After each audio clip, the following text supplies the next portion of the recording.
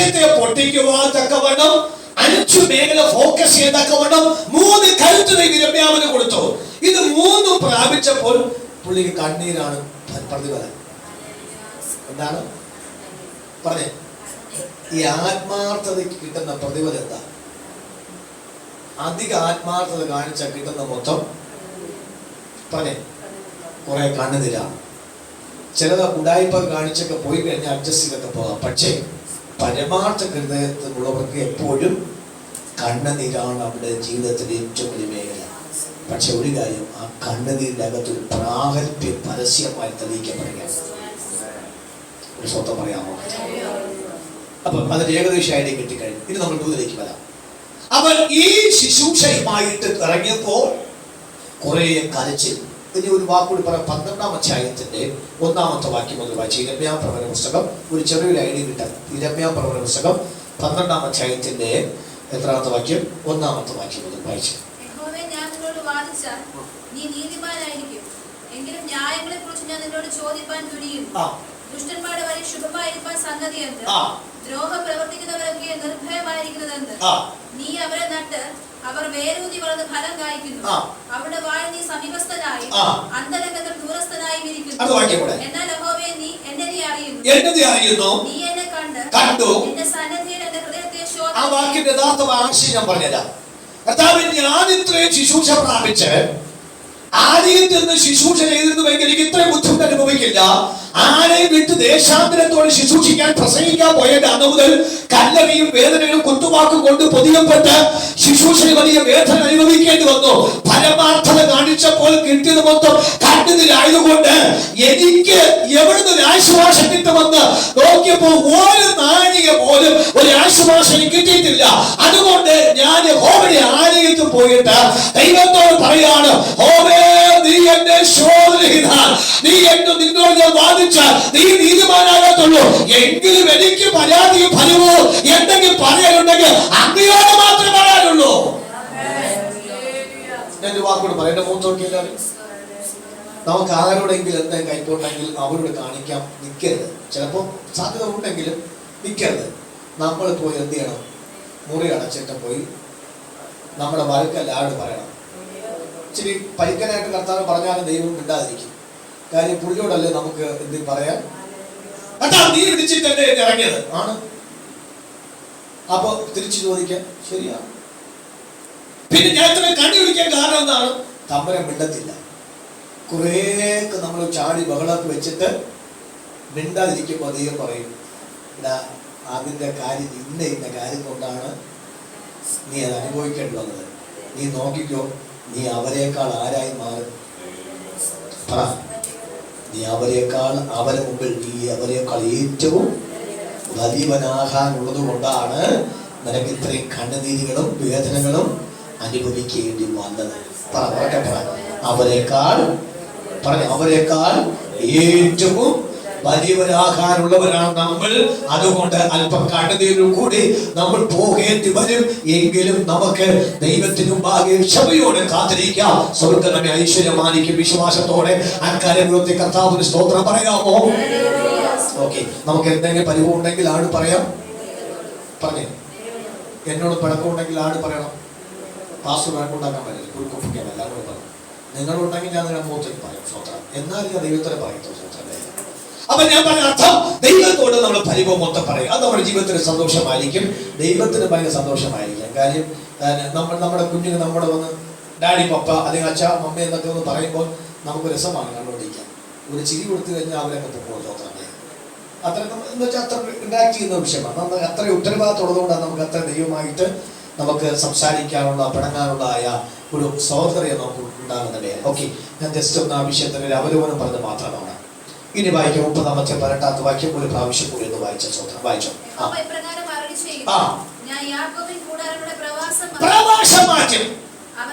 ഒരു കണ്ണുനീർ തുള്ളി ഇരമ്യാവിന്റെ വായി കണ്ണുനീർ വീണപ്പോൾ ദൈവം പറഞ്ഞ വാക്കാണ്, എന്റെ ഇരമ്യാവേ, നീ പ്രവചിച്ചല്ലോ, ഞാൻ തന്ന ദൂതനെ നീ പ്രവചിച്ചത്. അപ്പൊ നീ പ്രവചിച്ച വാക്കിനകത്തുനിന്ന് ഞാൻ നിനക്കൊരു മറുപടി തരാം. ഞാൻ യഹൂദജനത്തിന്റെ സകല പ്രവാസത്തെ മാറ്റുമെന്ന് പറഞ്ഞപ്പോൾ കണ്ണുനീര് ഒഴിച്ചവന്റെ ചെവിക്കകത്ത് കൂടി ഹൃദയത്തിനകത്ത് എന്ത് വന്നു? അപ്പൊ എന്തിനാ പ്രവചിച്ചത്? എന്തിനാ കണ്ണുനീര് ഒഴിച്ചത്?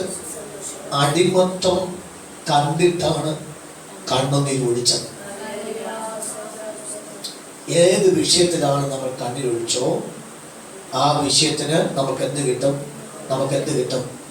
ഒരു മറുപടി കർത്താവിരിക്കും.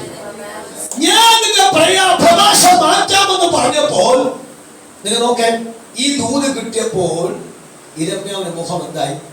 അപ്പൊ ഇത്രയും നാൾ ഓടി നമ്മൾ പ്രവചിച്ചപ്പോഴും എന്നെ തല്ലി അല്ലെ? ആരെ കാലത്ത് അറിയാമോ? ഒന്ന് വായിച്ചു. യിരെമ്യാവ് 1:1 മുതൽ പെട്ടെന്ന് വായിച്ചിട്ടാമോ? വേഗം വായിച്ചിട്ടെ.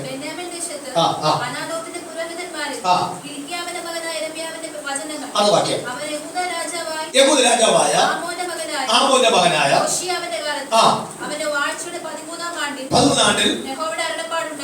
സത്യം പറഞ്ഞ ഇവരാരും സപ്പോർട്ടല്ലായിരുന്നു.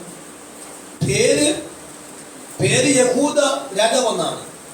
ഇസ്രായേൽ യഹൂദയ്ക്ക് വേണ്ടി അവരുടെ അടിമത്തം മാറ്റാനാണ് അദ്ദേഹം പ്രവചിക്കുന്നത്. പക്ഷേ പ്രവചിച്ചിട്ട് പോലും രാജാക്കന്മാര് പോലും യിരെമ്യാവിന് എന്തല്ല, അനുകൂലമല്ല. പിന്നെ എന്ത് ചെയ്യാൻ പറ്റും? മഹാരാജന്റെ മുഖത്തേക്ക് നോക്കിയിട്ട് കർത്താവേ നീ എന്നെ ഏൽപ്പിച്ചതോട് ഞാൻ ചെയ്തോളാന്ന് പറഞ്ഞു. അങ്ങനെ കണ്ണീരൊഴുക്കി പ്രവചിച്ചതിന്റെ ഒന്നാമത്തെ മറുപടിയാണ് കർത്താവ് പറഞ്ഞത്, ഞാൻ അവിടെ പ്രവാസം.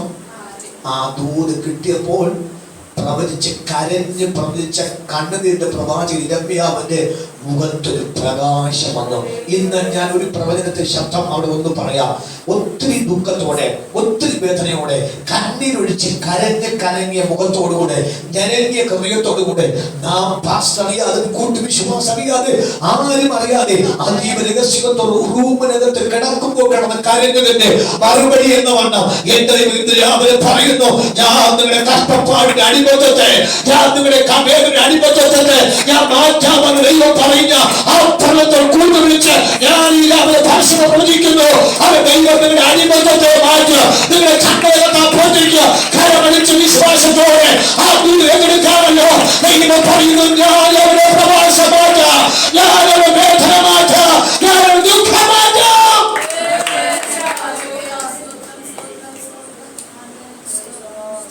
ഞാൻ നിങ്ങളോട് പറയാം, കരഞ്ഞു കിട്ടുന്ന ദൂതിന്റെ ശക്തി എന്ന് പറയുന്നത് നിസാരമല്ല. എന്ന് പറഞ്ഞേ, കരഞ്ഞു കിട്ടുന്ന, ഞാൻ കഴിഞ്ഞ ദിവസം ഒരു ചെറിയൊരു വീഡിയോ കണ്ടു, ഒരു ചെറിയ ക്ലിപ്പ് കണ്ടു. ഒരു കുഞ്ഞ് ഐസ്ക്രീമിന് വേണ്ടി എന്ത് ചെയ്യാം, കരയാണ്. കരഞ്ഞ് കണ്ണുകൂടി മൂക്കുകൂടി ഒക്കെ ഇങ്ങനെ ഒഴുകുന്നുണ്ട്. വാസ്തവത്തിൽ ആ കരഞ്ഞ് കണ്ടപ്പോൾ ചിലപ്പോൾ ജലദോഷമോ മറ്റ് ശരീരക്ഷീണം കൊണ്ടായിരിക്കാം ആ പിതാവോ മാതാവോ മേടിച്ചു കൊടുക്കാത്ത കാര്യം. എങ്കിലും ആ കുഞ്ഞിന്റെ കണ്ണുനീരിന്റെ വലിപ്പവും അതിന്റെ ദുഃഖവും മനസ്സിലായി. ആ കുഞ്ഞിന് ആ പിതാവ് ഒരു ഐസ്ക്രീം മേടിച്ചു കൊടുത്തു. ഐസ്ക്രീം കിട്ടിയപ്പോൾ ആ കുഞ്ഞിന്റെ ആ വായിക്കകത്തേക്ക് ഐസ്ക്രീം ഒന്ന് നുകരാൻ നോക്കിയപ്പോൾ ആ കുഞ്ഞിന്റെ മുഖത്ത് എന്ത് വന്നു അറിയാമോ? ഇത് നിങ്ങൾ ആ ടേസ്റ്റ് ഒന്ന് അകത്തൊന്ന് കണ്ട, കണ്ണുനീരിൽ കിട്ടിയ ഐസ്ക്രീമിന്റെ ടേസ്റ്റ് നോക്കി. ആ ഉണ്ടാക്കിയ ടേസ്റ്റിനേക്കാളും ഇരട്ടി ടേസ്റ്റ് ആയിരിക്കും കണ്ണുനീരിൽ കൂടി കിട്ടിയ ആ ഐസ്ക്രീമിന്റെ ടേസ്റ്റ്. ഞാൻ പ്രകാശമാണ് അത് കഴിക്കും, ചിരിച്ചുകൊണ്ട് കഴിക്കത്തുള്ളൂ. അത് സകലം മറന്നുകൊണ്ട് കഴിക്കത്തുള്ളൂ എന്ന് പറഞ്ഞ അർത്ഥം എന്ന് പറഞ്ഞത്, കരഞ്ഞുകൊണ്ട് പ്രവചിച്ച് ആ കരച്ചിനകത്ത് അതൂതിലപ്പുണ്ടായിരുന്നു. ദൈവം പറഞ്ഞു അവരുടെ പ്രവാസത്തെ മാറ്റാമെന്ന് പറഞ്ഞപ്പോൾ ആ ദൂത് കിട്ടിയ യിരെമ്യാവിന്റെ മുഖത്ത് ശോഭ ഒന്ന് ഭാവന കണ്ടു നോക്കിയേ. ഇന്ന് രാവിലെ ആത്മാവിൽ പറയാം, അസംബ്ലി സഭ പരുത്തിപ്പാറ സഭയിൽ ആരാധിക്കുന്ന ദൈവമക്കളെ, നിങ്ങൾ രഹസ്യമായി കരഞ്ഞ് തമ്പുരാനോട് പ്രാർത്ഥിച്ച ചില വിഷയത്തിന് മറുപടി ദൈവം തരുമെന്ന് ഞാൻ പരസ്യമായി പ്രവചിച്ചു പറയുന്നു. കരമടിച്ച് വിശ്വാസത്തോടെ ആ വെളിപ്പാട് പറയാ, അവർ ദൈവ വിശ്വാസത്തോടെ കരഞ്ഞ് പ്രാർത്ഥിച്ച വിഷയത്തിന് കരമടിച്ച് വിമലഘടകൾ സഫലാദന.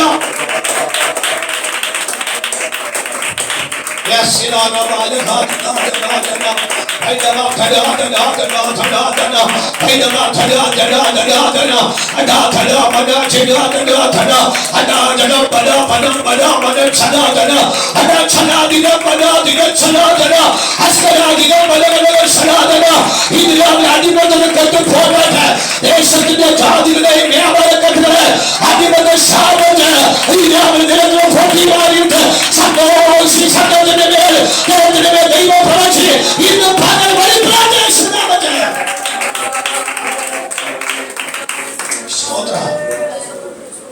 ഞാൻ ആ വാക്ക് ഞാൻ പറഞ്ഞു പോകാം. കാരണം നിങ്ങൾ വായിച്ചു കഴിഞ്ഞാൽ ആ വാക്യം വെളിപ്പാട് എഴുതത്തില്ല.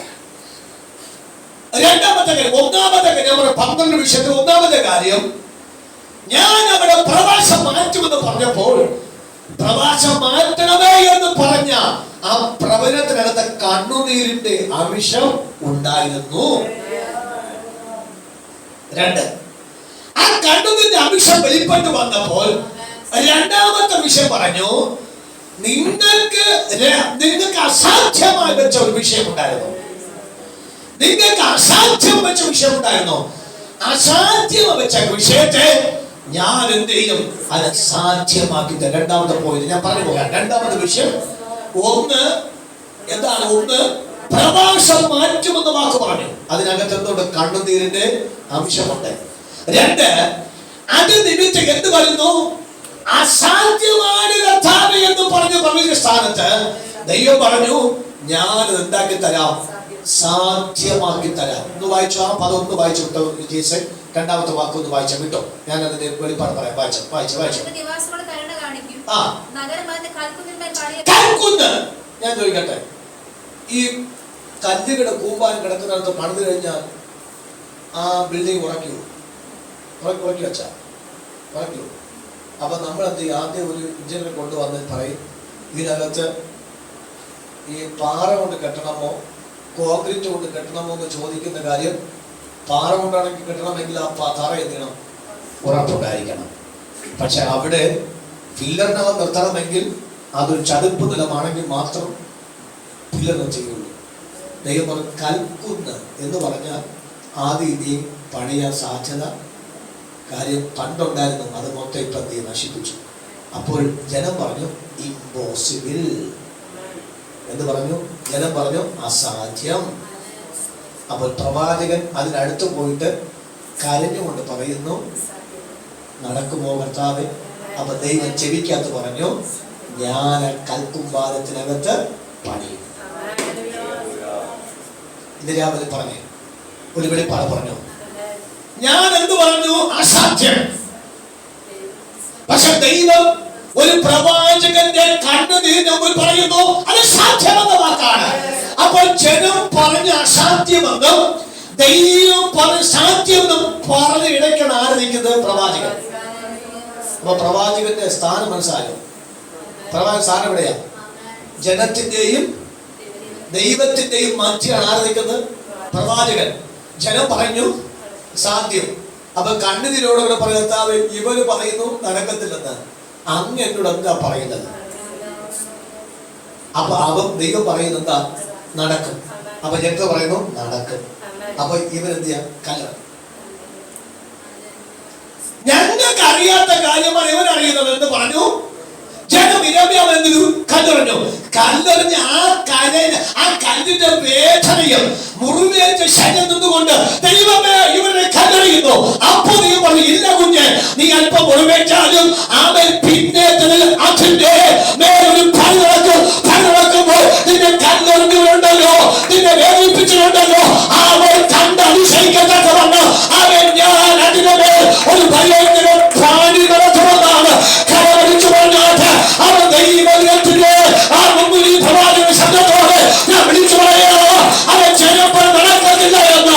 അവൻ ദൈവം നടക്കുമെന്നാണ് ദൈവത്തിന്റെ വാക്കുകൾ ഇറങ്ങിയവന്.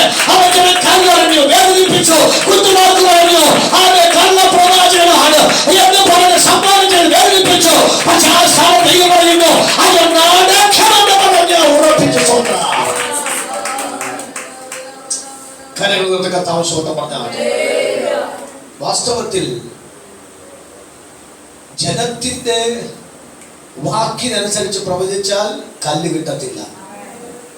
ജനത്തിന്റെ വാക്കിന് വിരുദ്ധമായി സംസാരിച്ചാൽ കല്ലറി കിട്ടും. യിരെമ്യാവ് ആര് വായ നിന്നു? യഹോവയുടെ വായ നിന്നു. യഹോവയുടെ വായ നിന്നത് കൊണ്ടാണ് ഇത്രയും കണ്ണീരും അനുഭവിക്കേണ്ടി വന്നത്. തമ്പുരാൻ പറഞ്ഞു ആ കൽക്കുംഭാരത്തിന്മേൽ ഞാൻ പണിത് കാണിച്ചു കൊടുക്കാം. ഈ 2024 കഴിയുന്നുണ്ട്. ദൈവം നമുക്ക് വേണ്ടി ചില അത്ഭുതം ചെയ്യാൻ വിശ്വസിക്കാമോ? ജനം പറഞ്ഞ ഇമ്പോസിബിൾ ആണ്, സമൂഹം ഇമ്പോസിബിൾ ആണ്, നമ്മൾ നടക്കത്തില്ലെന്ന്. പക്ഷെ 2024 ദൈവം പറയുന്നു അത് നടക്കുമെന്ന് വിശ്വസിക്കുന്ന ഈ മക്കൾ ഫലമടിച്ചാൽ പറഞ്ഞ് അവരെ കണ്ണുനീരോട് പ്രവചിച്ചു പറഞ്ഞ വേദന മനസ്സിലാക്കിക്കൊണ്ട് അവരെ നമുക്ക് ഇന്ന് പറയുക. അവരെ പ്രവാചകന്റെ ശബ്ദമാണ്, ദൈവ ശബ്ദമായതുകൊണ്ട് ആ ശബ്ദത്തോടെ പറയുന്നു അത് നടക്കും. കരമടിച്ചാത്മാവ് പറഞ്ഞു നടക്കും.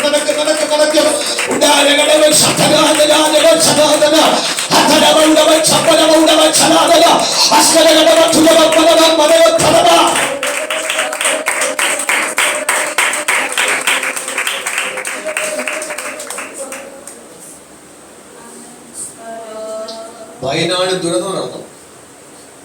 ഞാൻ 3ാമത്തെ പോയിന്റ് പറയാൻ അവതാരക്കുന്നത്. വയനാട് ദുരന്തം നടന്നു. ആ ദുരന്തം നടന്ന സ്ഥലത്തേക്ക് നമ്മൾ പോയിട്ടില്ല. ഇവിടെ പോകാൻ ആഗ്രഹമുണ്ട്. എനിക്ക് വലിയ ആഗ്രഹം. ഞാൻ ചിലപ്പോൾ പോകാൻ സാധ്യതയുണ്ട്. ആ സ്ഥലത്ത് നമ്മൾ പോയി കണ്ട ഒരിക്കലും ഇനിയൊരു വീട് വയ്ക്കാൻ പറ്റുമെന്ന് ദുർബല പ്രദേശമെന്ന് പ്രഖ്യാപിച്ചത് സങ്കല്പിച്ചാൽ പറഞ്ഞില്ല, ഞാനങ്ങ് പറയാം. അതൊരു പ്രദേശത്തെത്തിയ ദുർബല പ്രദേശമാണെന്ന് പരസ്യമായി സർക്കാർ പ്രഖ്യാപിച്ചാൽ പിന്നെ അവിടെ എന്ത് ചെയ്യത്തില്ല, ഒരു പണി നടക്കത്തില്ല. അപ്പോൾ ഒരു പ്രവാചകൻ പോയി പറയാണ് ഇവിടെ പണി നടക്കുമെന്ന് പറഞ്ഞാൽ തല്ലിക്കൊല്ലത്തില്ലേ? പറഞ്ഞ പ്രവാചകൻ തല്ലിക്കൊല്ലത്തില്ലേ? ചെയ്യില്ലേ? ഇത് തന്നെയാണ് ആർക്ക് സംഭവിച്ചത്? ഇതെന്താണ് സംഭവിച്ചത്? യഹൂദ രാജാക്കന്മാർ നടക്കത്തില്ല എന്ന് പറഞ്ഞു. ജനവും രാജാക്കന്മാരുടെ വാക്ക് കേട്ട് പറഞ്ഞു നടക്കത്തില്ലെന്ന് പറഞ്ഞു. ഇരമ്യാ ഒറ്റയ്ക്ക് നിന്ന് പറയുകയാണ് അത് നടക്കും. അതാണ് 1:18 വാക്യം വായിച്ച വാക്യം. ഞാൻ നിന്നെ സർവ്വദേശത്തിനും പ്രമുഖന്മാർക്കും പറഞ്ഞേ രാജാക്കന്മാർക്കും പുരോഹിതന്മാർക്കും ദേശജനത്തിനും ഉറപ്പുള്ളപ്പോ ഇരമ്യാവിന് പ്രതികൂലം ആരൊക്കെയാണ്? 5 പേർ. ആരൊക്കെ? വായിക്കും. 5 പേർ ആരൊക്കെ? സർവദേശം എതിരാണ്, യഹൂദ രാജാക്കന്മാരെതിരാണ്, പ്രമുഖന്മാരെതിരാണ്, പുരോഹിതരാണ്. അനുകൂല പറഞ്ഞേ ലാലി എന്ന് പറ. ആരൊക്കെ അനുകൂലമുണ്ട് ഈ ഭൂമിയിൽ? പ്രവാചകന് ഞാൻ എന്റെ കുഞ്ഞിനെ ഞാൻ ശിശുര ആരംഭിച്ചതാണ്. ഞാൻ കഴിഞ്ഞ ദിവസം ഒരു സ്ഥലത്ത് പ്രസംഗിക്കാൻ പോയി. പ്രസംഗം കഴിഞ്ഞപ്പോൾ എന്റെ കൂട്ടുകാരൻ വന്ന് പറഞ്ഞു പാസ്റ്റർ വീട്ടിലൊന്ന് പ്രാർത്ഥിക്കണം. അപ്പോൾ അദ്ദേഹത്തിന്റെ വീട്ടിൽ പ്രാർത്ഥിക്കാൻ ഞാൻ പോയി. വീട്ടിൽ പ്രാർത്ഥിക്കാൻ പോയപ്പോൾ ഞാൻ അവിടെ വരുന്ന അറിഞ്ഞിട്ട് വേറൊരു ആന്റിയോട് പറഞ്ഞു, ഞാൻ ജോസഫ് പാസ് വരുന്നെങ്കിൽ എൻ്റെ വീട്ടിലൊന്നും ഭക്ഷണം കൊണ്ടുവരണം. അത് പാസെ ഒരു സിസ്റ്ററോട് വിളിച്ചിട്ടുണ്ട്. നമുക്കൊക്കെ വരാൻ പറഞ്ഞു. ഞാനവിടെ പോയി. അവിടെ പോയപ്പോൾ ദൈവത്തിൻ്റെ ആത്മ പറഞ്ഞു ആന്റി ഗുണം പിടിക്കാതെ കൂടി രക്ഷപ്പെടുന്നു. ആൻ്റെ മുഖം കയറിയത് കാര്യം അവരെ ആരൊന്ന് ഭാവത്തിലാണോ വിളിക്കുന്നത്. സഭയിലൊക്കെ ഭയങ്കര അടിയും മകളാണ്, കൈയടിയൊക്കെ. അപ്പൊ വീട്ടിൽ പോയപ്പോ പറയാണ് പാസ്റ്റർ എൻ്റെ കുഞ്ഞിനോട് പ്രാർത്ഥിക്കണം, അവൾക്കൊരു ഭാവി ഉണ്ടാകാം. ഞാൻ കണ്ണടച്ചപ്പോൾ ദൈവം പറഞ്ഞു കുഞ്ഞല്ല പ്രശ്നം, ഈ തള്ളയാണ് പ്രശ്നം. കാരണം അവൻ ആന്റി ഗുണം പിടിക്കാതെ തിരിച്ചത് പച്ചാൻ പറഞ്ഞു ശരി തന്നെ പാസ്റ്റർ, പക്ഷെ അവർക്ക് ഇഷ്ടപ്പെട്ടെന്ന് തോന്നുന്നില്ല. ഞാൻ ചോദിക്കട്ടെ, ഇങ്ങനെ ദൂത് പറഞ്ഞാൽ ഈ നമുക്ക് എന്താ കിട്ടുന്നത്? ഇല്ല ആന്റി, ദൈവം ആന്റി ഭയങ്കര വിശുദ്ധാന്റിയാണ്, ആന്റി പ്രാർത്ഥന കൊണ്ടൊക്കെ നടക്കുന്ന ആന്റി പ്രാർത്ഥിച്ചോണം, ദൈവം അത്ഭുതം ചെയ്ത് പറഞ്ഞ ആന്റി സ്വോത്രക്കാഴ്ച പിടിച്ച പാസ് നാളെ പറഞ്ഞെന്ന് പറയും. ഈ പ്രവാചകന്മാർക്ക് ആരും എന്തല്ല. ഞാനോട് പലപ്പോഴും പറഞ്ഞു വേണം നിർത്താതെ. കാര്യം എൻ്റെ കണ്ണിനകത്ത് മൊത്തം വന്ന് പതിക്കും, അത് മൊത്തം സ്കാൻ ചെയ്ത് കിട്ടും. പിന്നെ അങ്ങോട്ട് തിരിച്ച് സംസാരിക്കുന്നത് ഇടപെടുന്നതൊക്കെ ആ ഒരു നോട്ടത്തോട് നിൽക്കത്തുള്ളൂ. സ്വന്തം ശരി ഉറക്കം വരില്ല. അപ്പൊ ഞാൻ പറഞ്ഞ ആശയം മനസ്സിലാകുന്നുണ്ടോ? ഇത് മനസ്സിലായി. ഇരമ്യാവിന് 5 പേര് പ്രതികൂലമാണ്. ആരൊക്കെ? പ്രമുഖന്മാര്, രാജാക്കന്മാര്, പുരോഹിതന്മാര്, പിന്നെ സർവദേശവും, പിന്നെ ജനവും. അപ്പൊ പിന്നെ കരച്ചിലല്ലാതെ, വേദനയല്ലാതെ, മുറിവല്ലാതെ വേറെ എന്താ വരുന്ന വാക്ക്? സിസ്റ്റർ നല്ലതാണ് കേട്ടോ, കൊള്ളാം. ആ തലയെ കാട്ടി കുഴപ്പമൊന്നുമില്ല കേട്ടോ. എന്നാ പറഞ്ഞു കഴിഞ്ഞാൽ എന്റെ പാസ്റ്റർ പോലെ പാസ്റ്റർ വേറെ ലോകത്തിൽ, അത് മനുഷ്യന്റെ മുമ്പ് എന്ത് കിട്ടും? പ്രതി കിട്ടും. ദൈവത്തിനും പ്രതി കിട്ടത്തില്ല. അത് ദൈവം പറഞ്ഞ നിന്നെ ഞാൻ സർവദേശത്തിൽ ഉറപ്പുള്ള തൂണും മതിലും ഇരുമ്പ് തൂണും ആമേ ഉറപ്പുള്ള പട്ടണമാക്കി വെച്ചിരിക്കുന്നു പറഞ്ഞു. ഇത് വെച്ചിട്ടാണ് കയറി പ്രസംഗിക്കാൻ പോകുന്നത്. അപ്പോഴെ പറഞ്ഞ വാക്കാണ്, നടക്കത്തില്ല എന്ന് രാജാക്കന്മാർ പറയാം, സർവദേശക്കാരും പറയാം, പ്രമുഖന്മാര് പുരോഹിതന്മാര് പറയാം. പക്ഷെ നിന്റെ വാക്കുകൊണ്ട് ഞാൻ പറയുന്ന വാക്ക് പറ, നടക്കും. അത് പണിയും, പുനഃസ്ഥാപനം നടക്കും. അവൻ പഴയതിനെക്കാട്ടും വിശേഷ ബ്യൂട്ടിഫുൾ ആക്കി ഞാൻ മാറ്റുമെന്ന് അവര് പറ. അവര് കണ്ണുകൊണ്ടാ പറയുന്നത്, ഞാൻ ആത്മാവിനെ പറഞ്ഞു പറ. ദൈവത്തിന്റെ ആത്മാവ് പറയുന്ന വാക്ക് ഇരമേ പറഞ്ഞു. അത് അപ്പടി സംഭവിച്ചു. ഇന്ന് രാവിലെ ഈ സഭാരാധനയിൽ ഞാൻ സഭയോട് ആത്മാവ് പറയാ, അവൻ നഗ്ന നേത്രം കൊണ്ട് കാണുന്നതല്ല പറഞ്ഞു, ആത്മാവിനെ കണ്ണുകൊണ്ട് കണ്ട് ദൈവം ചില വൈഭാഗം ചേർന്നിട്ടാൽ പറ്റുമെങ്കിൽ അതാണ് ദൈവത്തിന്റെ വൈഭാഗം. കരങ്ങൾ അടിച്ചാൽ പറഞ്ഞാട്ടെ, ദൈവം എന്റെ കുറിച്ച് അമരമാകട്ടെ, എന്റെ കണ്ണ് അമരമാകട്ടെ. ഈ ആത്മാവിനെ കണ്ടുകൊണ്ട് പരിശുദ്ധാത്മാവിന്റെ വാക്ക് അത് കേൾക്കുന്ന വിഭാഗക്കാരുള്ളത് അവിടുത്തെ ദൈവ ശബ്ദം എന്റെ അല്ലെ കൈമാറണം എന്ന് ഒന്ന് ആത്മാവിൽ പറഞ്ഞ് സ്തോത്രം ചെയ്യുന്ന താവിന്റെ ശക്തിയാണ്.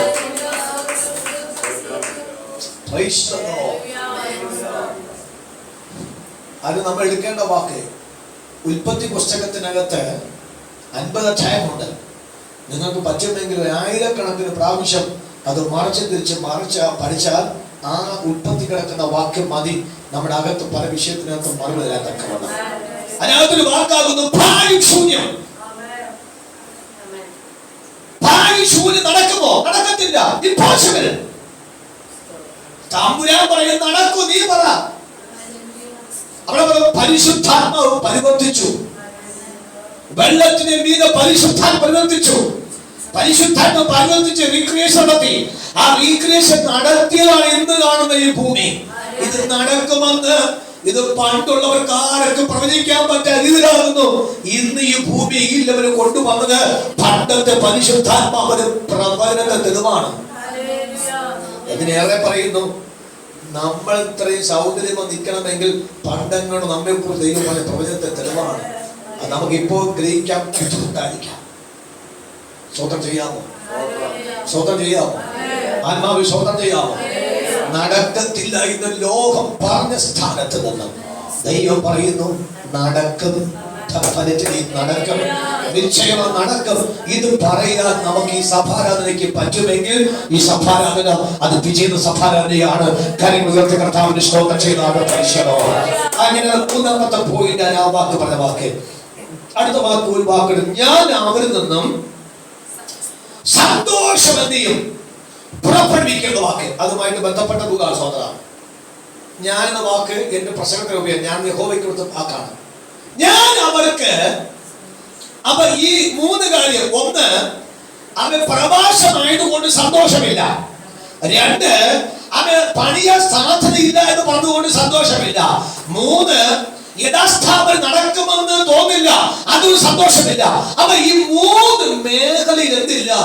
സന്തോഷമില്ല. അപ്പൊ ഞാൻ പറഞ്ഞ 3 കാര്യം ഓർത്തണം. 1, പ്രവാസം ഉള്ളതുകൊണ്ട് എന്തില്ല? സന്തോഷമില്ല.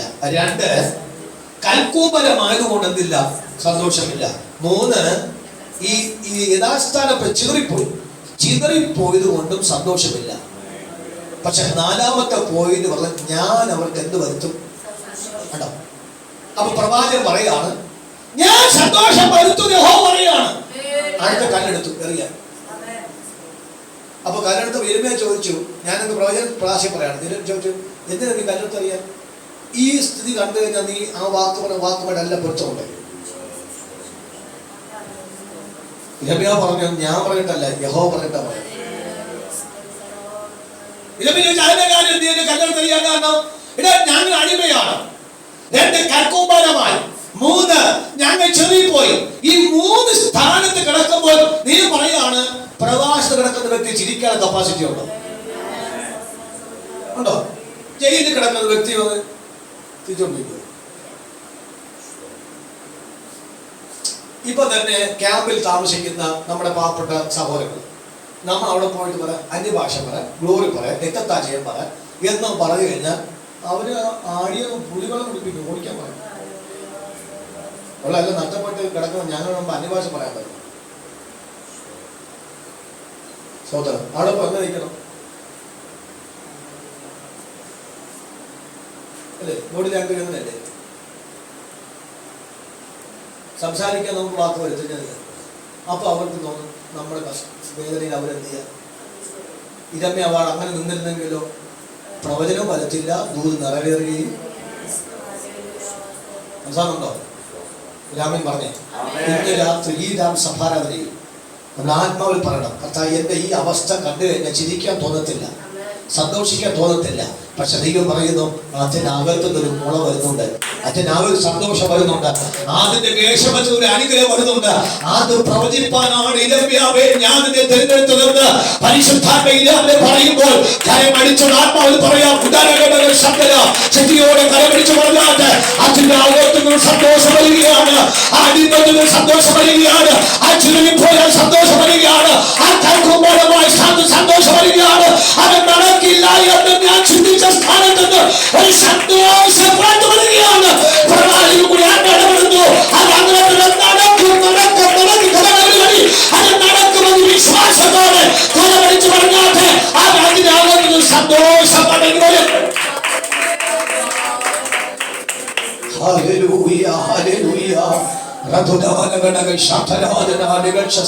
പ്രിയമുള്ളവരെ, എന്തുകൊണ്ട് ഈ ഒരു ചോദ്യം കൂടി, എന്തുകൊണ്ട് അടിമയായി, എന്തുകൊണ്ട് അവർ കൽക്കുംബരമായി, എന്തുകൊണ്ട് അവർക്ക് ഈ പറഞ്ഞേ ഈ ചിതറലിൽ വന്ന കാര്യം, ഈ 3 കാര്യം വന്നത് അവർ എന്ത് കൊടുത്തില്ല, യാഹവിടത്തെ ഗമനിച്ചില്ലെന്നാണ്. യെരൂശലേമിലെ യാഹവിടത്തെ എന്തില്ല പറഞ്ഞാൽ ഗമനിച്ചില്ല. യെരൂശലേമിലെ ആരാധന ഗമനിച്ചില്ല. യഹോവയ്ക്ക് തക്ക മഹത്വം കൊടുത്തില്ല. ആരാധന നഷ്ടപ്പെട്ടു പോയപ്പോൾ, കൂട്ടം നഷ്ടപ്പെട്ടു പോയപ്പോൾ സംഭവിച്ചത്. പക്ഷെ അതൊന്നും അവർക്ക് കാര്യമില്ല. മനസ്സിലാകുന്നുണ്ടോ? എന്ത് കാര്യമില്ല? സഭ ഉപാസപ്രാർത്ഥന നടന്നാലും നമുക്കെന്തില്ല, മുഴുവൻ പ്രാർത്ഥന നടന്നാലും നമുക്ക്, പിന്നെ ഉണർവ് നടന്നാലും, പിന്നെ ചിതറൽ വരുമ്പോഴാണ് പറഞ്ഞേ, കൽക്കൂമ്പരമാകുമ്പോഴാണ്, അടിമയാകുമ്പോഴാണ് നിൽക്കുന്നത്. പാസ്റ്ററിനെ ദൈവം പോലെ കണ്ട് ഭയങ്കര മനസ്സിലാകുന്നുണ്ടോ? വല്ല മനസ്സിലാകുന്നുണ്ടോ? ഇതുപോലെ ഭാഗ്യം ലഭിച്ച ജനങ്ങൾ ഭൂമി മറ്റാരും ഉണ്ടായിരുന്നു. ആരെ പോലെ? ഇസ്രായേൽ മക്കളെ പോലെ ഭാഗ്യം ലഭിച്ച വ്യക്തികൾ ലോകത്തിൽ ആരുമില്ലായിരുന്നു. പക്ഷെ അവരുടെ വില അവർ തന്നെ കളഞ്ഞു. അവർക്ക് ദൈവം കൊടുത്ത ആ വിശേഷതകൾ അവർ ഓർക്കാതെ അത് അവര് മാറുന്നത് കൊണ്ടാണ് ഇത്രയും പരാജയം വന്നത്. എന്നിട്ട് നിങ്ങൾ നോക്കണം, ജനത്തിന്റെ കയ്യിൽ യഹോവയെ കൊടുക്കാനും യഹോവയുടെ കൈ ജനത്തിന് കൊടുക്കാനും തക്കവണ്ണം ഇരമ്യാവ് പെടുന്ന പാടെ. സോദര പണ്ട് നമ്മുടെ പഴയ ചർച്ചിലെ ഒരു വിശ്വാസിക്ക് വേണ്ടി വീടെടുത്ത് കൊടുത്തു. അപ്പൊ വീടെടുത്ത് കൊടുത്ത് ആ വീടിന്റെ കാര്യം സംസാരിക്കുക എന്റെ കേരളത്തിലാണ് കൊടുത്തത്. പോയത് സംസാരിച്ചെന്ന് പറഞ്ഞ് പാസ്റ്റേ, അവിടുത്തെ വീട്ടുകാരി ആന്റി പറഞ്ഞു, പാസ്റ്റേ 1 മീറ്ററേ ഉള്ളൂ, 1 ബില്ലാണ്, അതുകൊണ്ട് ആ ബില്ല് അഡ്ജസ്റ്റ് ചെയ്ത് തീർത്തരണം. അപ്പൊ ഞാൻ ഇവന് വേണ്ടി പറഞ്ഞു, എൻ്റെ വിശ്വാസിക്ക് പറഞ്ഞു, ആന്റിക്ക് ഇപ്പോൾ എത്ര ബില്ല് വരുന്നുണ്ട്, ആ ബില്ല് നോക്കിയിട്ട് പിന്നെ അത് വരുന്നത് മാത്രം അടച്ചാൽ പോലെ. അപ്പോൾ ആന്റിയുടെ മുഖത്ത് എന്ത് വന്നു, ഒരു ചെറിയൊരു വൈകല്യം വന്നു. അപ്പൊ ഈ വീടിനെ കുറിച്ച് എന്നോട് പറഞ്ഞ ആ പാർട്ടിയോട് പറഞ്ഞു, ഞാൻ പാസ്റ്റർ ഒരിക്കലും അങ്ങനെ പ്രതീക്ഷിച്ചില്ല അങ്ങനെ പറയുന്നു. ഈ വീട് താമസിക്കാൻ പോയ ഇന്നേ വരെ എനിക്ക് വേണ്ടിയാണ് പാസ്റ്റർ അങ്ങനെ സംസാരിച്ചു എന്നൊരു മനസ്താപനം ആർക്കില്ല? ഞാൻ പിന്നെ ആ കോമ്പൗണ്ട് പോലും കയറാൻ പോയില്ല. അവൻ താമസിച്ചു. അവന്റെ ആശ്വാസത്തിന് വേണ്ടി ഞാൻ സംസാരിക്കാൻ പോയപ്പോ ഞാൻ വിട്ടുപോയി ഇടയിൽ. ആശ്വാസമുണ്ടോ? ഇതാണ് ഇപ്പൊ ഇരമ്യാവിന് പറ്റിയ കാര്യം. സ്വതന്ത്രം ജനത്തെ ഒന്ന് പുനരുദ്ധരിക്കുവാനും ജനത്തെ കൊണ്ട് യഹോവയുടെ കൈ കൊടുപ്പാനും ഇരമ്യാവെന്ന് പറഞ്ഞ പ്രവാചകൻ ബന്ധപ്പെട്ടപ്പോൾ മുറിവിന്റെ വലിയൊരു കൂമ്പാരം കിട്ടേണ്ടി വന്നു. പക്ഷെ ദൈവം പറഞ്ഞ വാക്കാണ്, കുഞ്ഞെ നിന്റെ ഓരോ പ്രവചനത്തിന്റെയും ഓരോ കണ്ണുനീർ തുള്ളികളുണ്ട്. അതുകൊണ്ട് ആ കണ്ണുനീർ തുള്ളി കൊണ്ട് നീ പ്രവചിച്ചത് കൊണ്ട് ആ ദൂത് നിറവേറും. അതുകൊണ്ട് അവരിടയിൽ നിന്നും സന്തോഷം ഞാൻ വീണ്ടും ജനിപ്പിക്കും. നിങ്ങൾ പ്രവചിച്ച് പറയാൻ മതി. സംഗീതം കർത്താവ് എന്റെ സന്തോഷത്തെ കർത്താവ് വീണ്ടും പുനഃസ്ഥാപിക്കും. എന്റെ ആനന്ദം വീണ്ടും കർത്താവ് പുനഃസ്ഥാപിക്കും. എന്റെ പരാജയത്തെ കർത്താവ് മാറ്റും. എന്റെ ദാരിദ്ര്യത്തെ കർത്താവ് മാറ്റും. എന്റെ ശൂന്യത കർത്താവ് മാറ്റുമെന്ന് വിശ്വസിക്കാമോ? വിശ്വാസത്തോടെ കാര്യങ്ങൾ കർത്താവ് ശോധന കൊടുക്കാമോ? അതാണ് നാലാമത്തെ വിഷയം വാക്ക്. ഇനി അഞ്ചാമത്തെ വാക്ക്, ഞാൻ അവരെ വർദ്ധിപ്പിക്കും. ഞാൻ അവരെ വർദ്ധിപ്പിക്കും. അഞ്ചാമത്തെ പോയിന്റ് വാക്ക്, ഞാൻ അവരെ വർദ്ധിപ്പിക്കും. എന്താ ഇവർക്ക് ഈ അടിമയിൽ കിടക്കുന്നവർക്ക് വിത്ത് വാഹണമെന്നോ കൃഷി ചെയ്യണമെന്നോ ആട് വളർത്തണമെന്നോ നന്മ ഉണ്ടാകണമെന്നോ അവർക്ക് എന്തില്ല എന്ന് പറഞ്ഞാൽ ഈ അടിമത്വത്തോടുകൂടെ അവരെ പുരോഗമനമായതെല്ലാം ശ്രദ്ധിച്ചു. ഭാവിയെ കുറിച്ചുള്ള ഒരു പ്രതീക്ഷ മൊത്തം ശ്രദ്ധിച്ചു. എന്റെ മൊത്തം ആ വാക്ക് അവരെ മാനസിക മരുഭൂമിയായി. അവർ ജീവിക്കുവാൻ കൊതിയില്ല. കാര്യം അവർ ഒരിക്കലും അധ്വാനിയായിരുന്നു. അവർ ഒത്തിരി വർധന പ്രാപിച്ചു. പക്ഷെ അതെല്ലാം ശത്രുക്കൾ അപഹരിച്ചു കൊണ്ടുപോയപ്പോൾ, അവരെ അടിമയെ കൊണ്ടുപോയപ്പോൾ പിന്നെ അവർക്ക് മനസ്സിലായി, ഇനി എന്തിനാ കിടക്കുന്നത്, എന്തിനാ വിത്തുവാകുന്നത്, ഇനി എന്തിനാണ് ആട് വളർത്തുന്നത്, മാട് വളർത്തുന്നത്, എന്തിനാ വേണ്ട, നീ അങ്ങനെ കിടന്ന് ഭരിക്കാം. അവിടെ തമ്പുരാൻ പറയുന്നു, നിന്റെ ഭാവിയെ കുറിച്ചുള്ള ആഗ്രഹം മാറ്റിയല്ലേ, നിർത്താത്ത ഞാൻ നിനക്ക് വേണ്ടി അവിടെ ഒരു വർധനവ് തരും. ഒരു സ്വതം പറഞ്ഞേ പോലെ സ്വതം പറഞ്ഞേ നമ്മുടെ സർക്കംസ്റ്റാൻസസ് കൊണ്ട്, നമ്മുടെ സാഹചര്യം കൊണ്ട്, നമ്മുടെ കോണ്ടെക്സ്റ്റ് കൊണ്ട് നമ്മൾ പറയാണ്, ഞാൻ കിടന്ന് ഓടി ഓടി ഓടി കിടന്ന് അധ്വാനിച്ചതെല്ലാം അവൻ ശത്രു അപഹരിച്ചു കൊണ്ടുപോയി, ഇനി എന്തിന് എന്ന ചോദ്യത്തിന് മുമ്പാകെ അവൻ കണ്ണടച്ച് തലകുടിഞ്ഞ സ്ഥാനത്ത് ദൈവാത്മ ഇരമ്യാവ് കൂടെ നിന്നെ തച്ചുകൊണ്ട് പറഞ്ഞ വാക്കാണ്, അവൻ നിനക്കൊരു നല്ല കാലം വരുന്നുണ്ട്, നീ ഒരു വർദ്ധനയിലേക്ക് വരുന്നുണ്ട്, അവൻ നിന്റെ ആഗ്രഹത്തെ സഫലമാക്കി ഇനി എനിക്ക് ജീവിതമില്ല എന്ന് നീ സ്വയമായിട്ട് ചിന്തിച്ചു പറഞ്ഞ വാക്കെന്ന് നിന്റെ ആലോചന വർദ്ധന തരുമെന്ന് കരങ്ങൾ അടിച്ച് നാം ദൂരെ ചേർന്ന് പറയാമോ? നിന്റെ ജീവിതത്തെ മടങ്ങിത്തരും, നിന്റെ ആരോഗ്യത്തെ മടങ്ങിത്തരും, നിന്റെ സമ്പത്തെ മടങ്ങിത്തരും, നിന്റെ നന്മ മടങ്ങിത്തരും, അവന്റെ ഭാവിയെ മടങ്ങിത്തരുമെന്ന് പരിശുദ്ധാത്മാവിന്റെ രാവിലെ കരമടിച്ചു പറഞ്ഞാൽ അത് മടങ്ങിത്തരും.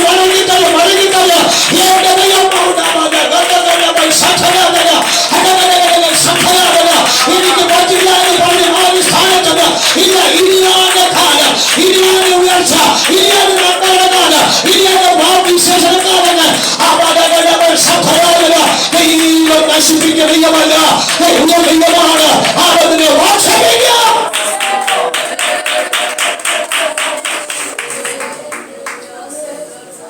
നമ്മൾ പറയും കിട്ടണമെങ്കിൽ പാസ നേരത്തെ കിട്ടാൻ വേണം, ഇനി കിട്ടാനുള്ള സാധ്യത ഒന്ന് ഇനി വരണമെന്ന് വെച്ചാൽ എന്ത് ചെയ്യാം?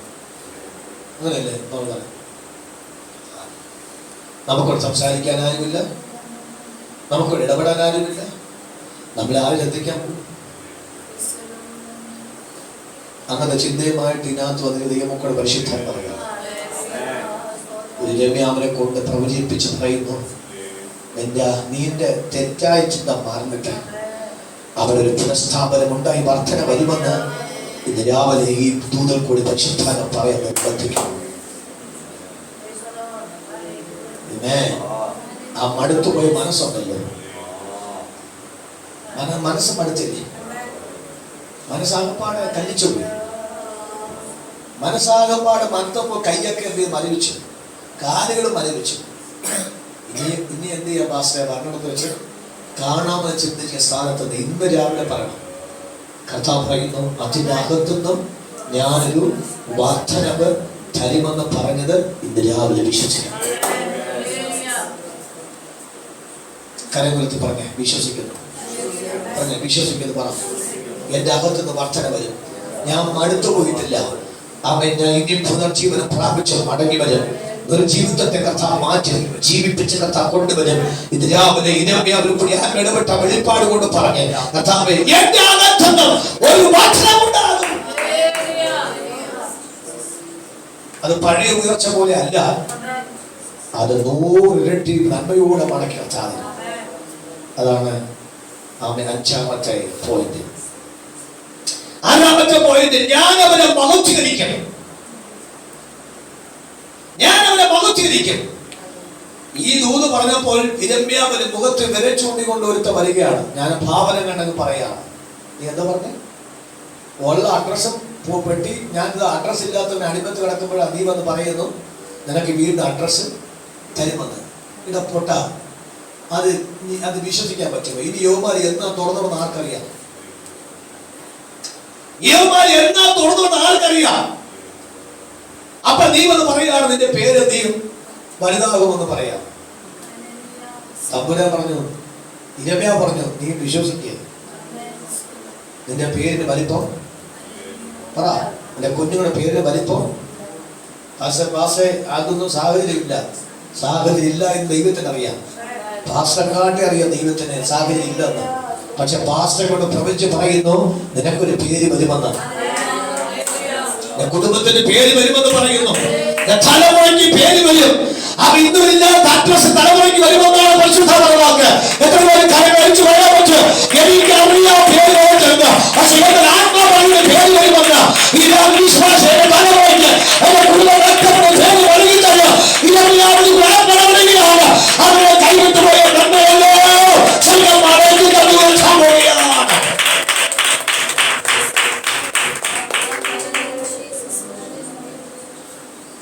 മനസ്സിലാവുന്നുണ്ടോ? ഈ പോയിന്റ് ഔട്ട് എഴുതി വെച്ച് വീട്ടിൽ പോയി പറയണം. അടിമത്തം ഉണ്ടായിരുന്നു, കൽക്കുന്നായി പോയി, 3 ചിതറിപ്പോയി. ഇതിന്റെ അകത്ത് നിന്നാണ് ദൈവം പറഞ്ഞ വാക്കാണ്, ഞാൻ എന്ത് ചെയ്യും? അവരെ പുനഃസ്ഥാപിക്കും, ഞാൻ അവരെ മടക്കി വരുത്തും, ഞാൻ അവരെ നാട്ടും, ഞാൻ അവരെ പുഷ്ടിപ്പെടുത്തും, ഞാൻ അവരെ വർദ്ധിപ്പിക്കും. ഇതാ പറയുന്നു, ഞാൻ അവരെ മഹത്വീകരിക്കും. ഞാൻ നിങ്ങളുടെ ആത്മാവിൽ പറയാം, വളരെ ഗൗരവത്തോടെ അത് എടുക്കണം. നിങ്ങളുടെ ആത്മാവിലെ തിരിച്ച് പറഞ്ഞ കർത്താവ്, നിങ്ങൾ പറഞ്ഞു ഇനി എനിക്കൊരു അഡ്രസ് ഇല്ല. സ്വതന്ത്ര ദൈവം പറയുന്നു നിന്റെ ജീവിതത്തെ മഹത്വീകരിക്കും. വിശ്വസിക്കാം, ഞാൻ വിശ്വസിക്കാം. വളരെ വിശ്വാസമുണ്ടെങ്കിൽ ഞാനിത് പറയുമ്പോൾ എനിക്ക് ഒത്തിരി വെളിപ്പാട് വരുന്നുണ്ട് ആ ഭാഗത്തെന്ന് പറയാം. ഞാൻ സഭയുടെ ആത്മാവ് പറയാം, എന്റെ കുഞ്ഞുങ്ങൾക്ക് നിന്റെ കുടുംബത്തിന് ഒരു അഡ്രസ് ഉണ്ടാകും. എവിടെ അപമാനിച്ചുവോ, എവിടെ തലണ്ടാറ്റി കെട്ടിയോ, എവിടെ നമ്മെ കുറിച്ച് മോശമായി സംസാരിച്ചുവോ, അവിടെ നടുവിൽ ദൈവാത്മാവ് അത്ഭുതകരമായി ഉയർത്തുമെന്ന് പരിശുദ്ധാത്മാവ് സംസാരിക്കുന്നത്. കരങ്ങൾ അടിച്ചു പറയാതെ എന്റെ അഡ്രസ് മടങ്ങി തരും. എന്റെ ജീവിതത്തെ മറന്നിരിക്കുന്നു. ഞാൻ ചിരിപ്പോയെന്ന് ചിന്തിച്ചു, ഞാൻ കേൾക്കുന്നതായി ചിന്തിച്ചു, ഞാൻ അങ്ങനെയായി ചിന്തിച്ചു. പക്ഷെ ആത്മാ പറയുന്നു അതെങ്കിലും തിരിച്ചു തരികയാണ്, മടങ്ങി തരികയാണ്.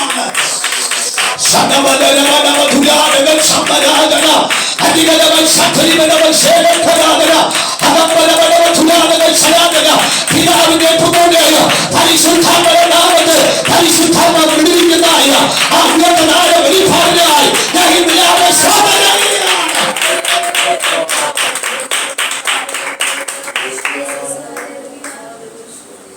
ഞാൻ ഈ ദൂത് ഒത്തിരി പ്രാവശ്യം വായിച്ചു, ഒത്തിരി പ്രാവശ്യം ചിന്തിച്ചു. ദൈവം എനിക്ക് അക്കമിട്ട് ഓരോ പദങ്ങളിലേക്ക് ദൂത് തരുവാടിയാക്കി. അതിനകത്ത് എത്രാമത്തെ പോയിന്റാണ് അടുത്ത വാക്യം വരുന്നത്? 7ാമത്തെ പോയിന്റ് ഇങ്ങനെ വായിച്ചു, ഇനി അവരെ ആരും തരം താഴ്ത്തുകയില്ലെന്ന്. എന്താ പറഞ്ഞേ? ഇനി അവര് അടിമയായി പോയപ്പോ പറഞ്ഞു ഇനി മടങ്ങി. അവിടെ പോയുള്ള കുഞ്ഞുങ്ങളും പോയി, അഡ്രസ് പോയെന്ന് ചിന്തിച്ചത്. കർത്താവ് പറയുന്നു ഞാനൊരു മഹത്വീകരിക്കും. ആ 7ാമത്തെ പോയിന്റ് ഓർത്തോണം, ഇനി അവരാരും തരം താഴ്ത്ത. ആ പദത്തിന്റെ ഗൗരവം ഓർത്തോണം. ഇനി ഞാൻ അവരാരെ കൊണ്ടും തരം താഴ്ത്തുവാൻ ഞാൻ സമ്മതിക്കില്ലെന്നാണ്.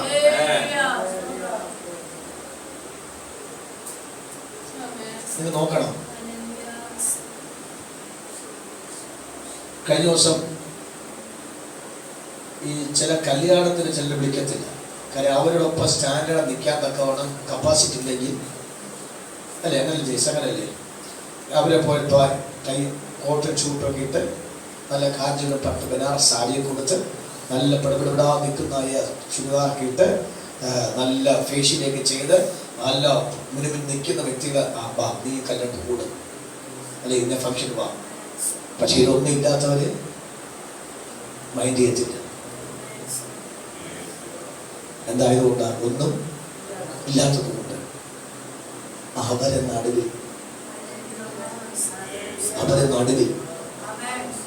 നടുവിൽ ദൈവം ഉയർത്തുമെന്നാണ്. ഉയർച്ച മാത്രമല്ല, ഇനി അവരെ തരം താഴ്ത്തി സംസാരിക്കുന്ന ഒരു പ്രവണത വരത്തില്ലെന്ന് ദൈവം പറഞ്ഞാൽ വിശ്വസിക്കാമെന്ന് രാവിലെ സമയം നമ്മൾ നല്ല ജീവനോടെ സ്വന്തം പകരാണ്. എത്രയോ പ്രാവശ്യം നമ്മൾ അപമാനിക്കപ്പെട്ടു അല്ലേ? എത്രയോ പ്രാവശ്യം നമ്മളെ മൈൻഡ് ചെയ്യാതെ നമ്മളെ മാറ്റിയിട്ടു. അന്നൊക്കെ നമുക്ക് വന്ന മുറിവുകൾ എന്ന് പറഞ്ഞത് വേദന എന്ന് പറഞ്ഞ ആഴമായിരുന്നു. പക്ഷെ ദൈവം പറഞ്ഞു അതിനെല്ലാത്തിനും അച്ഛാ മറുപടി എന്ത് ചെയ്യും? മറുപടി മടക്കി വിശ്വസിക്കാം. ഇന്ന് ഡേറ്റിന്റെ അടുത്ത് 18/8/2024 ദൂതാണ് മറന്നാക്ക്. ഞാൻ മീക പ്രവചന പുസ്തകത്തിന്റെ മൂന്നാമത്തെ പ്രവചനം പ്രസംഗിക്കാൻ ആഗ്രഹിച്ചത് മീകയുടെ. പക്ഷെ ദൈവം തട്ടി നേരെ ഇവിടെ കൊണ്ടിട്ടു. അതുകൊണ്ട് എനിക്ക് മനസ്സിലായി ദൈവാത്മാ തിരുത്താൻ പോവുകയാണ് നമ്മുടെ കുടുംബത്തെ. നമ്മുടെ കുടുംബത്തെ കഥ തിരുത്താൻ പോവുകയാണ്.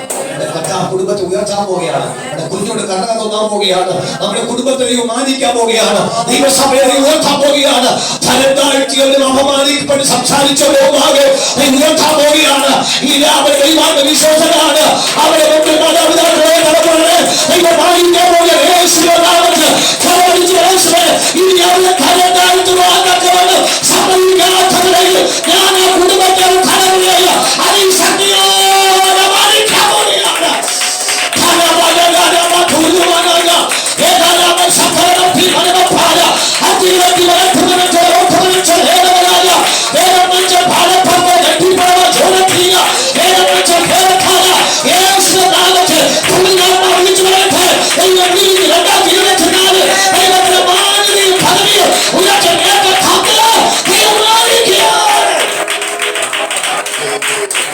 മുൻപതിയിട്ട് സംസാരിച്ച മാറ്റിയിടുന്ന നടുവിൽ തലതാഴ്ചകൾ സമ്മതിക്കാതെ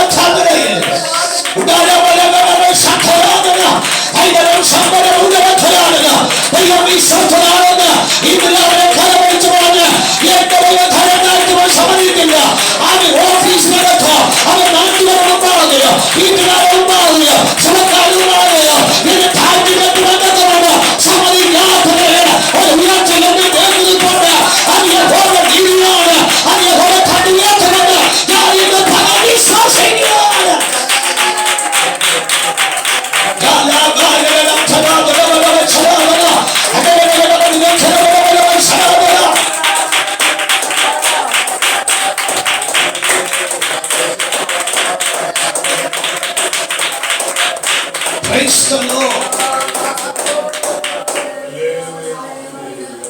ഞാൻ കഴിഞ്ഞ ദിവസം ബാങ്ക് വിടുന്ന സമയത്ത് ദൈവദാസൻ പറഞ്ഞു, പക്ഷെ എൻ്റെ ഒരു വിശ്വാസി UK-യില് ഒരു പാസ്റ്ററാണ്. അത് പറയുമ്പോൾ ആ പാസ്റ്റർ മുഖത്തെ പ്രസന്നത ഞാൻ ശ്രദ്ധിച്ചു. അദ്ദേഹം പറഞ്ഞാക്കാണ് ഇദ്ദേഹത്തിൻ്റെ അമ്മ ഞങ്ങളുടെ വീട്ടിലെ തൂക്കാൻ തുറയ്ക്കാനും വന്നുകൊണ്ടിരുന്ന ഒരു സഹോദരിയാണ്. ആ അമ്മയുടെ കൂടെ ഈ കുഞ്ഞു എന്ത് വരും വർഷങ്ങളായിട്ട്. ഈ പാസ്റ്ററിന്റെ അമ്മായിപ്പന്റെ കാലഘട്ടം മുതൽ വരികയാണ്. അവരുടെ വീട് വസ്തുവാണ്. അപ്പോൾ ഈ സ്തോത്രം ഈ അമ്മ തൂക്കി തുടക്കുകയും ചെയ്യും. ഈ കുഞ്ഞു എന്ത് ചെയ്യും വളരെ ഉത്സാഹത്തോടെ തൂക്കി തുടക്കി വളരെ കുഞ്ഞ സമയത്ത്.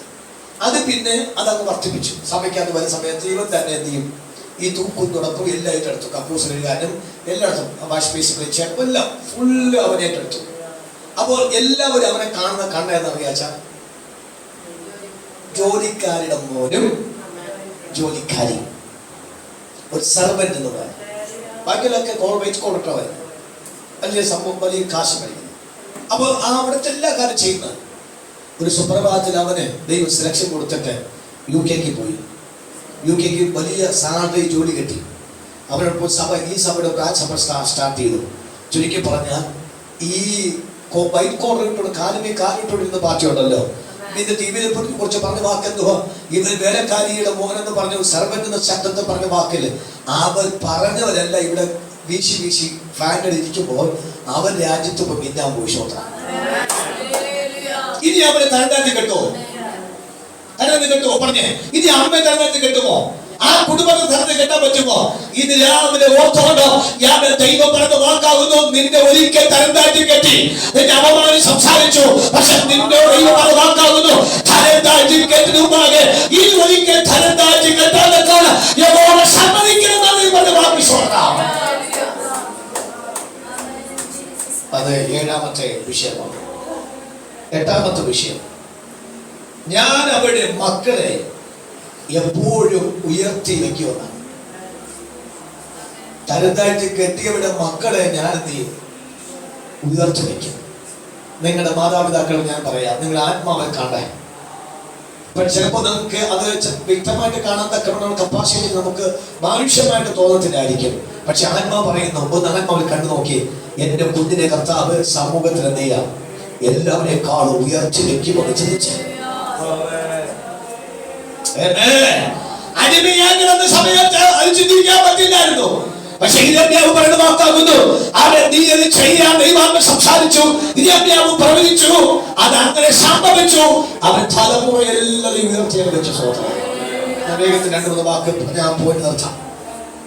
9ാമത്തെ വാക്ക്, ഞാൻ അവരുടെ സഭയെ നിലനിർത്തും. ആ വാക്ക് അവിടെ കിടപ്പുണ്ട്. ആ വാക്ക്, ഞാൻ അവരുടെ സഭയെ നിലനിർത്തും. ഞാൻ ഈ വാക്ക് എനിക്ക് വേണ്ടുന്നൊരു വാക്കുകൂടെയാണ്. സത്യം പറഞ്ഞു കഴിഞ്ഞാൽ കഴിഞ്ഞ വർഷം നമ്മുടെ 2-3 സുഹൃത്തുക്കൾ വന്ന് ഇതിന് വാലാട്ടി നിൽക്കുന്ന ആളെ പറഞ്ഞിട്ടുണ്ടായിരുന്നു. അപ്പൊ ഇവർ പറഞ്ഞു, ഞങ്ങൾ ഓർത്തു പാസ്റ്റർ ഇവിടെ നിന്ന് മാറിയപ്പോൾ എല്ലാം തീർന്നെന്നാണ് വെച്ചത്. പക്ഷേ ഇപ്പോൾ ഞങ്ങൾക്ക് നിങ്ങൾ ഭയത്തോന്നത്തക്ക വന്നതിൽ ദൈവം ഉയർത്തി. സ്വന്തം ചിലർ നമ്മെ കുറിച്ച് മുൻപതി ഇടുന്ന നല്ലതാണ്, നമ്മളെ കുറിച്ച് മുൻപ് ഇടുന്നത് നല്ലതാണ്. പക്ഷെ ഒരു സുപ്രഭാത ദൈവത്തെയും ആ സഭയ്ക്ക് വേണ്ടി സഭയെ അപമാനിച്ച് സംസാരിച്ചിട്ടുണ്ടെങ്കിൽ ആ സഭയെ ഉയർത്തേണ്ട കടപ്പാട് ദൈവത്തിന്റെ കടപ്പാട്. ആ വാക്യം വായിച്ച അവരെ സഭയെ എന്ന പദം അതൊന്ന് വായിച്ചു.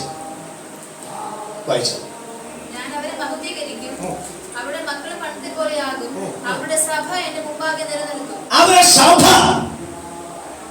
എന്റെ മുമ്പാകെ നിൽക്കും. ശ്രദ്ധിക്കണം, വാക്ക് ഓർത്തമാണ്. ദൈവം പറഞ്ഞാൽ ചെയ്യുന്നത് ദൈവത്തിന്റെ വിശ്വസ്തതയാണ്. ഞാനപ്പോ ഈ വാക്യം വായിച്ചിട്ട് ഞാനൊരു ചെറിയൊരു കാൽക്കുലേഷൻ എടുത്തു. കഴിഞ്ഞ 3ാമത്തെ വർഷത്തിൽ സഭ പ്രവേശിച്ചല്ലോ. പ്രവേശിച്ചപ്പോൾ ദൈവം എന്നോട് പറഞ്ഞു, എത്ര ലക്ഷം രൂപയാണ് ചിലവാക്കിയത്, ഇതിന്റെ പൈസ എവിടെ നിന്നാണ് കിട്ടിയത്, ഇത് നടക്കുമെന്ന് നിനക്ക് തോന്നിയിട്ടുണ്ടോ? ഞാൻ അവിടെ നിന്ന് അല്പം ഒരു ഹൃദയത്തെ നിരക്കവും കണ്ണിൽ കൂടി ചെറിയൊരു കണ്ണുനീര് വരാതിരുന്നില്ല. അപ്പൊ എനിക്കൊരു കാര്യം മനസ്സിലായി, ഈ ചുരുങ്ങിയ കാലഘട്ടം മുതൽ ഇത്ര ദൈവാത്മാവ് ചെയ്യാൻ പറ്റിയിട്ടുണ്ടെങ്കിൽ വലിയ കാലത്ത് ദൈവം എന്തിനെ ചെയ്യുമെന്നൊരു വെളിപ്പാട് കൂടി എനിക്ക് അവിടുന്ന് പ്രാപിക്കുമെന്നൊക്കെ പറ്റി. ഈ രാവിലെ ആത്മാവ് പറയാം, ആരെയൊക്കെ അപമാനിച്ചിട്ടുണ്ടോ, ആരെയൊക്കെ വേദനിപ്പിച്ചിട്ടുണ്ടോ, അവിടെ നാളിൽ പരിശുദ്ധൻ പറയുന്നു, അവരെ സഭയെ എന്റെ മുമ്പാകെ നിലനിർത്തുമെന്ന് പരിശുദ്ധൻ പറഞ്ഞിട്ടുണ്ടെങ്കിൽ ദൈവം ആൾ കണക്കാനല്ല കലവരിക്കുന്നു പറഞ്ഞാൽ അവരെ സഭയെ ദൈവം ആയിരിക്കുമെന്ന് പറഞ്ഞാൽ അനാഥരെ വിധവമായ സഭയെ ആത്മാവിൽ ആഗ്രഹിക്കുന്ന ദൈവങ്ങളുടെ സഭയെ വിശുദ്ധിക്ക് വേർപാട് പ്രാർത്ഥന സഭയെ സന്നിധിയിൽ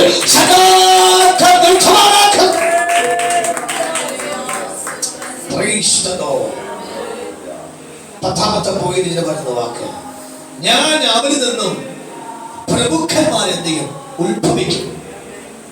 അപ്പൊ ഞാൻ അവിടെ ചിന്തിച്ചു, IPS-കാരും IAS-കാരും ഡോക്ടേഴ്സും എഞ്ചിനീയേഴ്സും MBA-കാരും അപ്പോൾ തന്നെ വലിയ വലിയ ഡിഗ്രി കോളേജായ വ്യക്തികളും പ്രസംഗിക്കുന്നവരും പ്രവചിക്കുന്നവരും ശുശ്രൂഷിക്കുന്നവരും വെളിപ്പാടുകാരും ലോകപ്രസിദ്ധന്മാർ ദൈവദാസന്മാരെയും അങ്ങനെയുടെ നടുവെന്ന് എഴുന്നേൽപ്പിക്കുമെന്ന് സ്വർഗ്ഗം പറഞ്ഞിട്ടുണ്ടെങ്കിൽ നമ്മുടെ ആലയത്തിൽ നിന്നും നമ്മുടെ കുടുംബത്തിൽ നിന്നും അങ്ങനെ പ്രതീക്ഷിച്ച് പറയുക, അങ്ങനെ സംഭവിക്കാൻ കരവടിച്ച് പറഞ്ഞാൽ അവിടെ നടുവെന്ന് പ്രമുഖന്മാരെ എഴുന്നേൽപ്പിക്കുകയും പറഞ്ഞാൽ അതങ്ങനെ തന്നെയാണ്.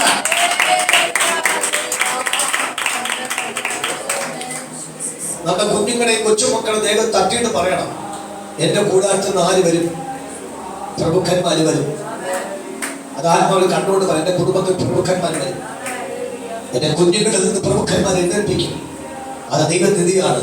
അത്രയ്ക്കാണോ ഞാൻ പറഞ്ഞ വാക്ക്? ഞാൻ ഈ 12 പോയിന്റ് എഴുതിയിട്ടുള്ളൂ. 1362 വാക്യമുണ്ട്. ഈ 1362 വാക്യത്തിനകത്ത് 1364 വാക്യമുണ്ട്. ഈ 64 വാക്യത്തിനകത്തും ഇരമ്യാവിൽ എന്ത് കിടപ്പുണ്ട്? ഒരു തുള്ളി കണ്ണുനീർ കിടപ്പുണ്ട്. ഇത് ഏറ്റെടുക്കുന്ന നമുക്ക് എന്ത് വേണം? അതാണ് അതൊരു വിഷയം.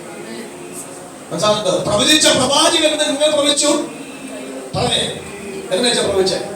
കണ്ണീരോ പ്രവചിച്ച ആ ദൂത് നിറവേറാൻ നമുക്ക് എന്ത് വേണം? അതാണ് സത്യം. അത് വീട്ടിൽ പോയി ദൂത് വായിക്കുമ്പോൾ നമ്മൾ കണ്ണുകൊണ്ട് എന്ത് കൊടുക്കണം വെച്ചാൽ കണ്ണീർ കൊടുക്കണം. അല്ലാതെ കുറിച്ച് വെച്ചിട്ട് തലണ്ടായി കൊണ്ട് വെച്ചിട്ട് ഞാൻ പിന്നെ അടുത്ത നോക്കിക്കോളാന്ന് പറഞ്ഞ പോയില്ലേ. ഈ വെളിപ്പാട് ഒന്നും ഞാനിത് ഫാസ്റ്റ് പ്രസംഗിച്ചു പോകുന്നത്. നിങ്ങളത് വീട്ടിൽ പോയിട്ട് ഒന്നുകൂടി പ്രാർത്ഥിച്ചിട്ട് അവരെ വായിക്കണം. വായിക്കുമ്പോൾ നിങ്ങൾ കടുക്കെടുക്കാൻ നിങ്ങളുടെ ദൂത് ഇറങ്ങി വരും. അപ്പോൾ കണ്ണ് നിറയണം. പ്രവാചകന്റെ കണ്ണ് നിറഞ്ഞതുപോലെ നമ്മുടെ കണ്ണ് നിറയണം. നിറഞ്ഞാൽ ഈ ദൂത് നിറവേറും. പരനാമത്തെ വാക്യം, പരനാമ ചിന്ത, ഞാൻ അവരെ ഉപദ്രവിച്ചവരെ തൊടുമെന്നാണ്. ഓ കണ്ടോ, വാക്കുകൊണ്ട് കുത്തിയവരും നോട്ടം കൊണ്ട് കുത്തിയവരും വാമേ പ്രൈസനം അല്ലാതെ പണി വെച്ചതും പാന വെച്ചതുണ്ടല്ലോ, ഇവരെ ദൈവം എന്ത് ചെയ്യും? തൊടും. വിശ്വസിക്കാമോ? എക്സാക്ട്ലി എന്നാ സംഭവിക്കും. അപ്പൊ ഞാൻ ഈ വാക്യം വായിച്ചപ്പോൾ കുറെ ആൾക്കാർ എന്റെ മനസ്സിലൂടെ പോയതാണ്. കുറെ ആൾക്കാരെ ഹലോ കുറെ ആൾക്കാർ ഇങ്ങനെ സ്ക്രീനിൽ പോകുന്നത് ഇതിന്റെ അകത്തോടി അദ്ദേഹം പറഞ്ഞ യോമാൻ മൊത്തം ഞാൻ തുടങ്ങുവാണ്. അപ്പൊ ഞാൻ കാത്തിരിക്കുകയാണ്. ഇത് പ്രതികാരത്തിന്റെ ശബ്ദമല്ല, ഇത് ഭജനത്തിന്റെ ശബ്ദമാകാൻ. എന്തെങ്കിലും ഒരു ദ്രോഹം ചെയ്തിട്ടാണ് ചെയ്തതെങ്കിൽ കുഴപ്പമില്ല. പക്ഷെ ചെയ്യാത്ത കുറ്റത്തിന് എന്ത് ആരെയും എനിക്ക് ഭയ നിർബന്ധമാണ്. ആരെയും കുറിച്ച് എന്ത് ചെയ്യാൻ പാടില്ല. അവയ്ക്കാണ് എന്ത് ചെയ്യുന്നത് പറയേണ്ടത്. പറയണമല്ലേ അച്ഛൻ? അച്ഛൻ അവിടെ പോയാ ഇവിടെ പോയി വെളിപ്പാടെ വെച്ച് പോയി അച്ഛൻ പുരാഴ്ച ക്ഷീണിച്ചു കേട്ടോ. മുഖം കറുത്തു. ഞാൻ അവിടെ പോരെന്ന് ഞാൻ പറഞ്ഞു. മുഖം കറുത്തു. മുഖത്ത് പ്രത്യാശയൊക്കെ പോയി. ഒരു വീട് വീടിന്റെ ഒരു മൂല പിടിച്ചപ്പോഴേ മുഖമാണെങ്കിൽ പിന്നെ ഇതിനുള്ള അങ്ങോട്ടുള്ള കാര്യം എന്തായാലും ഓർത്താം. സ്വന്തം കറുത്തു, ശരിയും കറുത്തു വലുത് വന്ന സ്വന്തം ഒരാളെ മണ്ണം വെച്ചേട്ടോ സുന്ദരനായി. അപ്പൊ ഞാൻ പറഞ്ഞ അർത്ഥം എന്ന് പറഞ്ഞു സ്വന്തര, അത് നമ്മുടെ അകത്ത് എന്ത് വരണം? ദൈവം നമ്മൾ ആരെ കുറിച്ച് അവരെയൊക്കെ പറയാൻ പാടില്ല, ആരെ കുറിച്ച് മോശം പറയാൻ പാടില്ല. പക്ഷേ അങ്ങനെ നിഷ്കളങ്കത നടക്കുന്ന വ്യക്തിക്ക് വിരുദ്ധം ഇടപെട്ടുകൾ ദൈവം നിന്റെ ഉപദ്രവിച്ചു കഴിഞ്ഞാൽ തൊടുമെന്ന് പറഞ്ഞാൽ പിന്നെ നമ്മൾ ഇത്രയും വിശുദ്ധ ജീവിതത്തിന് കാര്യം എന്തുവാ?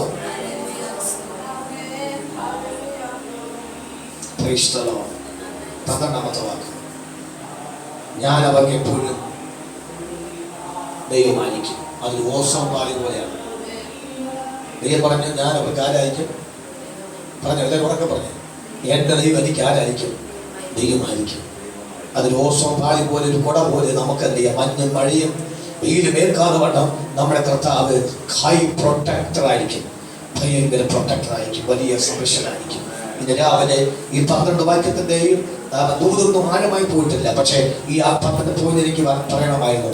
എന്റെ രാവിലെ ഞാൻ ഈ 18ാമത്തെ വാക്യം മുതൽ 22ാമത്തെ വാക്യത്തിലുള്ള 12 കാര്യമാണ് ഞാൻ ഈ വാക്ക് പറഞ്ഞത്. ഇന്ന് രാവിലെ അത് നിങ്ങളുടെ വിഷയമാണ്, എന്റെ വിഷയമാണ്, സഭയുടെ വിഷയമാണ്, നമ്മുടെ ഓരോരുത്തർ വിഷയമായതുകൊണ്ട് ധൈര്യത്തോടെ നമുക്ക് പറയാം, കർത്താവേ ഇനി ഞാൻ ക്ഷീണിച്ചു പോകുവാനോ തളർന്നു പോകുവാനോ വേണം. ഞാൻ പറഞ്ഞല്ലോ 1364 വാക്യമുണ്ട്. ഈ 1364 വാക്യത്തിൽ കിടപ്പുണ്ട്. അച്ഛാ ഓരോ തുള്ളി കണ്ണീര് കിടപ്പുണ്ട്. ആ കണ്ണീരിന് എന്തുണ്ട്? പ്രതിഫലമുണ്ട്. ആ കണ്ണുനീരിന് മറുപടി ഉണ്ട്. കണ്ണുനീര് കാണുമ്പോൾ മനസ്സരീയമാണ്. ആ കണ്ണുനീര് കണ്ടിട്ട് മാറി ദൈവമല്ല. നാം ആകത്ത് ആരും അറിയാതെ പുലപ്പിയത്. ചിലപ്പോ ഭാര്യയോ ഭർത്താവ് അറിയത്തില്ല, മക്കളോ ആരും അറിയത്തില്ല. ആരും രഹസ്യമായിരുന്നു കരഞ്ഞ് ഈ വിഷയത്തിന് മറുപടി കിട്ടുമോ എന്ന് പറഞ്ഞ് പ്രാർത്ഥിച്ചൊരു പ്രശ്നമുണ്ടല്ലോ. ഈ അടിമത്തം മാറുമോ? ഈ കൽക്കുമാരം മാറുമോ? ദൈവമേ, ഈ വിധമായ പ്രശ്നം മാറുമോ? എത്രയോ ദിവസമായി നാം ഞരങ്ങിയ ദിവസമുണ്ടല്ലോ. ആ ഞരങ്ങിയ വിഷയത്തിനെല്ലാം ദൈവം ശക്തമായ മറുപടി കർത്താവേ. Hallelujah, hallelujah, hallelujah. കല്യാണശാലയിൽ എന്നെ വിളിച്ചെന്റെ സന്താപമൊക്കെയും തീർത്തിടുന്ന കല്യാണശാലയിൽ എന്നെ വിളിച്ചെന്റെ സന്താപമൊക്കെയും തീർത്തിടുന്ന ശീഘ്രമായോ